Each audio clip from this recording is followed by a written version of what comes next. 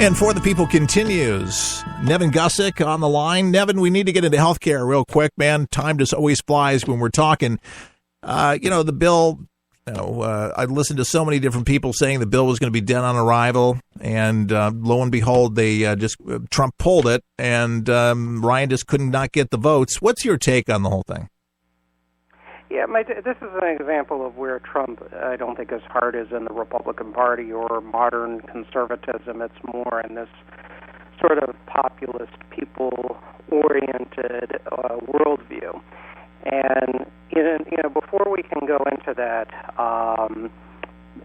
point, what I did want to say is that Trump really needed to create his own political superstructure outside of both the Republican and Democratic parties, and made that movement a permanent feature of our political landscape. And with that, also do what the Koch brothers and Soros has done, minus the dishonesty and the corrupt dealings, is basically groom academics, create think tanks and others to support the mission of this sort of new nationalist populism that really won't fundamentally change our Constitution or our capitalist free enterprise system, but would reform it essentially. Well, you got 125% up premiums. I mean, I was listening to an interview with John McCain this morning in Phoenix talking about healthcare premiums going up that much. And they used to have a dozen plans to choose from.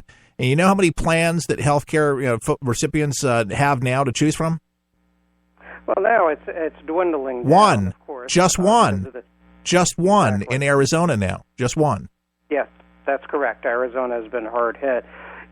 Part of the problem, as I said, with this health care bill, with really both worldviews, the Ryan bill, I mean, even internally, Stephen K. Bannon was reported as basically privately saying that the pill is a piece of garbage, that it was written by the insurance companies, and it would basically hit the working elderly Americans, people over 50, pretty hard, which is also what the Democrats had concerns about, too. And, of course, there was criticism of the Ryan bill as supposedly giving essentially tax subsidies to insurance companies, like they don't have enough money to begin with. And then the Freedom Caucus, I did take a glance at their bill, and it seems to aggressively promote health savings accounts. Now, of course, I have an employer subsidized HSA, and it is a great benefit. However, let's say you're a private citizen, self-employed, for example, or a worker who does not have good insurance or no insurance. Having an HSA to save for that is very difficult. People have a hard time saving money from their paychecks.